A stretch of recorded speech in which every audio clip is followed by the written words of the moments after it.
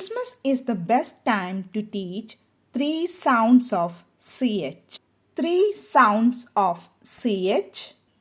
The digraph CH make three different sounds in English like ch, k and sh. The digraph CH is most commonly pronounced as ch, as in chocolate. In words of Greek origin, CH is usually pronounced as k, as in Christmas. In words of French origin, CH can be pronounced as sh, as in chef.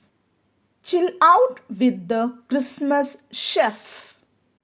The chef's choice for evening was a chocolate Christmas cake.